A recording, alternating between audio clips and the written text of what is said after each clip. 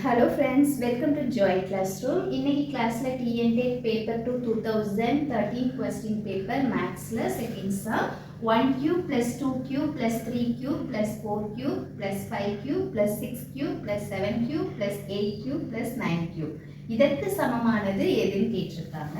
So 42 square, 43 square, 44 square, 45 square இந்த 4 ஆன்சரில் இதோடைய answer எதுக்கு சமம் அப்படின்னு கேட்டிருக்காங்க. இப்போ இந்த மாதிரி கியூப் வந்தாலே நம்மளுக்கு பார்த்தீங்கன்னா இதில் 1 + 1 2 + 1 3 3 + 1 4 இந்த மாதிரி வந்ததுனால நம்ம என்கிறது இங்கே டோட்டலாக எவ்வளோ டேர்ம்ஸ் இருக்குன்னா 9 டேர்ம்ஸ் இருக்கு. ஸோ நம்மளுக்கு எந்த ஃபார்முலா யூஸ் பண்ணலாம்னா n × n + 1/2 the whole square இந்த ஃபார்முலா நம்ம எடுத்துக்கலாம். ஸோ n = 9 இங்கே வந்து நம்மளுக்கு லாஸ்ட் டேர்ம் 9 இருக்கிறதுனால 9 சப்ஸ்டியூட் பண்ணோம்னா 9 + 1 / 2 the whole square அப்படின்னு எடுத்துக்கலாம்.